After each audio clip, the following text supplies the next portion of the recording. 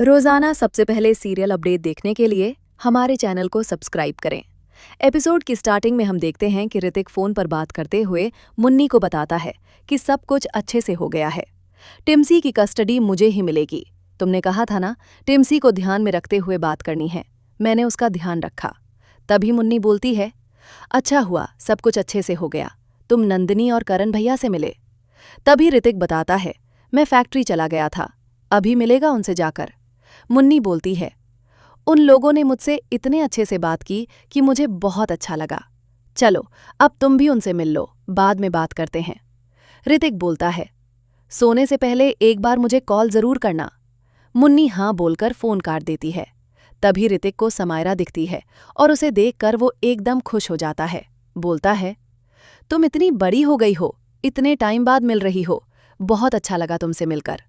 समायरा का mood off होता है। ऋतिक बोलता है, क्या हुआ? समायरा कहती है, सब कुछ सही है। समायरा ये बोलकर चली जाती है। ऋतिक को कुछ अलग सा फील होता है। ऋतिक करण के कमरे में जाता है, वहां पर उनसे मिलता है। सब उसे कॉन्ग्रेचुलेशंस बोलते। नंदिनी बोलती है, कैसा लग रहा है मुन्नी से शादी करके? ऋतिक बोलता है, फाइनली भगवान को मुझ पर रहम आ गया। तभी करण बोलता है, क्यों शादी कर रहा है, वो भी दूसरी बार? एक बार से मन नहीं भरा क्या तेरा? ये बीवियां कभी ताना देना नहीं छोड़ती हैं। नंदिनी बोलती है, तो ऐसी हरकतें क्यों करते हो कि बीवियों को कुछ बोलना पड़े? फिर ऋतिक वहां से चला जाता है। ऋतिक देखता है कि समायरा कोने में बैठी हुई रो रही है। ऋतिक उसे देखता है और पूछता है, समायरा, तुम मुझसे बात कर सकती हो? दूसरी तरफ करण और नंदिनी में बहुत ज्यादा लड़ाई हो रही होती है। समायरा ऋतिक को बताती है कि माँ भारत नहीं छोड़ना चाहती और पापा यूएस नहीं छोड़ना चाहते हैं। दोनों में इस बात को लेकर आए दिन बहस होती है। हर वक्त उन दोनों में लड़ाई होती रहती है।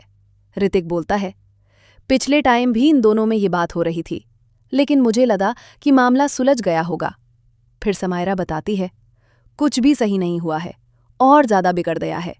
मैं मेंटली डिस्टर्ब रहती हूँ और काउंसलिंग भी ले रही हूँ, लेकिन मुझे पता है कोई फायदा नहीं होना है। ये दोनों एक दिन अलग हो ही जाएंगे और हम बच्चे कुछ नहीं कर पाएंगे। हम बस दोनों पेरेंट्स में डिवाइड हो जाएंगे। कोई पापा के साथ रहेगा, कोई माँ के साथ रहेगा। ऋतिक उसे समझाता है और उसे गले लगाता है और बोलता है, तुम्हारे मम्मी पापा बहुत मैच्योर हैं, मैं उन्हें बहुत अच्छे से जानता हूँ। वो दोनों अलग नहीं होंगे, तुम टेंशन मत लो बेटा। लेकिन समायरा को कुछ भी समझ में नहीं आता है। दूसरी तरफ नंदिनी करण से डिवोर्स की बात करती है और कहती है, मुझे तुमसे अलग होना है। मैं थक चुकी हूँ लोगों से ये बात छुपाकर। मैं नहीं छुपा सकती अब। मुझे दाम घुटता है अब तुम्हारे साथ इस शादी में। बस मैं सबको सच बता दूंगी। डोंट वरी, मैं तुम्हारे बारे में सब कुछ सच नहीं बताऊंगी। इतनी इज्जत में रख लूंगी तुम्हारी। फिर करण उसे समझाता है, लेकिन नंदिनी बोलती है, नाउ फाइनल। इस शादी होने के बाद हम तलाक ले लेंगे। इतने तलाक हुए हैं, एक तलाक और सही। फिर करण नंदिनी की बात को सुनकर कुछ नहीं कहता। दूसरी तरफ ऋतिक मुन्नी की पुरानी पिक देख रहा होता है और मुन्नी के बारे में सोच रहा होता है। तभी एकदम से ऋतिक उठता है और मुन्नी के घर पहुंच जाता है और कहता है, मैं तुम्हारे लिए वड़ा पाव लेकर आया हूं। मुन्नी बोलती हैं, इस समय? ऋतिक बोलता है, दिल ने कहा और मैंने मान लिया। अब मुझे अंदर नहीं बुलाओगी क्या? मुन्नी उसे अंदर लेकर जाती है। जैसे ही वो सर्व करने के लिए प्लेट उठाती है, ऋतिक बोलता है, मैं करूंगा। ऋतिक खुद सर्व करता है और बोलता है, यू नो वॉट मुन्नी, मैं तुम्हारी पुरानी पिक देख रहा था और मुझे लगा कि मुझे तुम्हें वड़ा पाव खिलाना चाहिए, तो इसलिए मैं ले आया। अब तुम माँ को मत बता देना, छुप छुप के रोमांस करने में ज्यादा इंटरेस्ट आता है। ऋतिक मुन्नी के पास बैठता है और बोलता है, तुम बहुत खूबसूरत हो। तुम्हारी आंखें और तुम्हारी स्माइल, ऐसा लगता है देखते जाऊं, ना दिल काबू में ना मन। मुन्नी बोलती है, अब तुम्हें शायरी भी आ गई? ऋतिक बोलता है, अब तो पता नहीं क्या क्या आ गया है। ऋतिक मुन्नी के करीब जाने की कोशिश करता है। मुन्नी बोलती है, अभी माँ को फोन कर कर बताती हूँ कि आप यहाँ आए हुए हो। एकदम ऋतिक पीछे हट जाता है।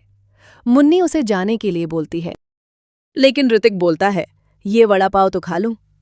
दोनों वड़ा पाव खाते हैं। तभी मुन्नी पूछती है, वड़ा पाव का आइडिया कहाँ से आया? ऋतिक बताता है, नाइट स्कूल से। मुन्नी, तुम्हें पता है, जब तुम्हें नाइट स्कूल छोड़ने जाता था तब हम दोनों वड़ा पाव खाते थे। मुझे पता है कि तुम्हें वड़ा पाव कितना पसंद है, इसलिए मैंने सोचा कि मैं तुम्हारे लिए वड़ा पाव ही ले आता हूँ। ऋतिक मुन्नी की तारीफ करता है और बोलता है, ऐसा नहीं हो सकता कि तुम जल्दी से एकदम मेरे पास आ जाओ, मेरे साथ रहने लग जाओ एज अ हस्बैंड वाइफ।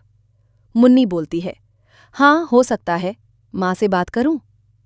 एकदम ऋतिक बोलता है, माँ को बीच में लाने की क्या जरूरत है? ऋतिक वहां से चला जाता है। मुन्नी ऋतिक का झूठा वड़ा पाव उठाती है और खुद खा लेती है। दूसरी तरफ शोभा ऋतिक और मुन्नी की मेहंदी की तैयारी कर रही होती है। तभी उसके हस्बैंड अभिषेक का फोन आता है। शोभा उसे थैंक यू बोलती है कि तुम वहां पर इतना कुछ संभाल रहे हो।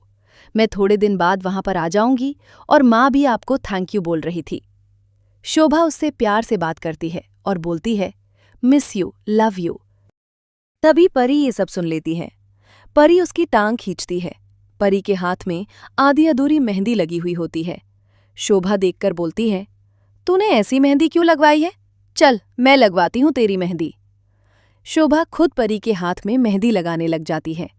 तभी परी पूछती है, कैसा लगता है जब कोई इंसान ऐसा मिल जाए कि जिसके सामने कोई भी तुम प्रॉब्लम बताओ, कितनी भी बड़ी क्यों ना हो, उसके एक हक से सारी प्रॉब्लम खत्म हो जाए?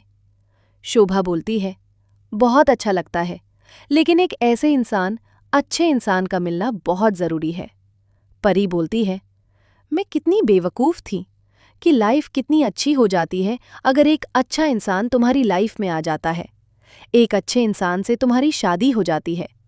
रणविजय के चक्कर में मैं इतनी अंधी हो गई थी कि मेरे सामने एक अच्छा इंसान था और मैं उसे पहचान ही नहीं पाई। परी ये सब रोते हुए शोभा के सामने बताती है, मैंने उस रणविजय की वजह से अपनी फैमिली को कितना कुछ सुनाया, आपकी भी कितनी बेइज्जती की।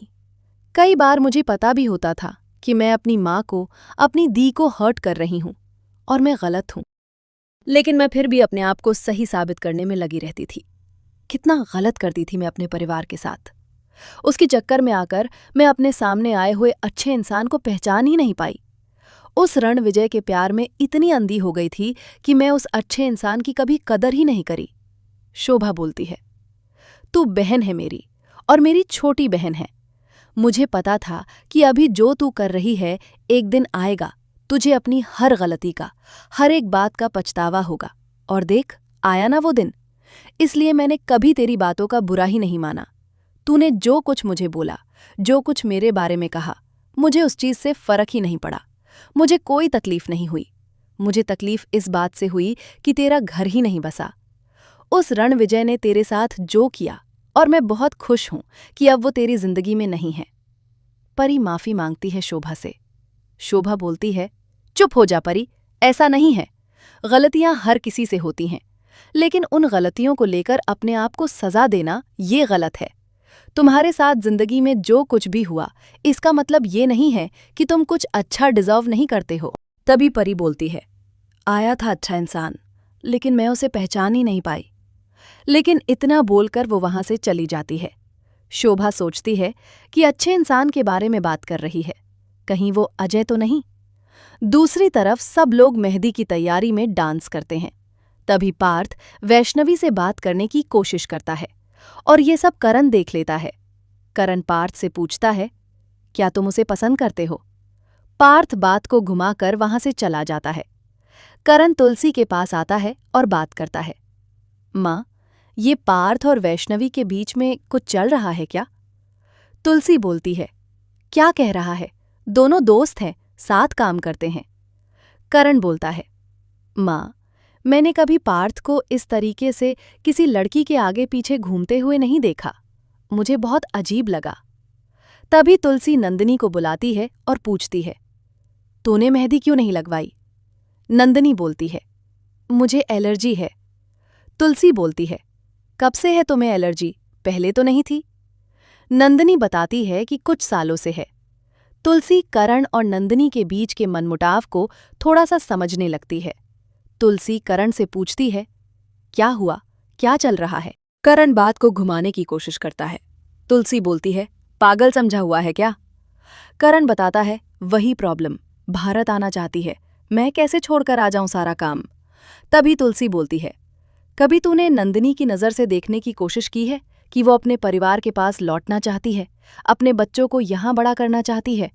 क्या पता इस बार तू गलत हो और वो सही हो। तभी करण बोलता है, माँ, अभी मेहंदी एंजॉय करते हैं ना, ये सब बातें बाद में करते हैं, पापा मुझे बुला रहे हैं। करण वहां से चला जाता है।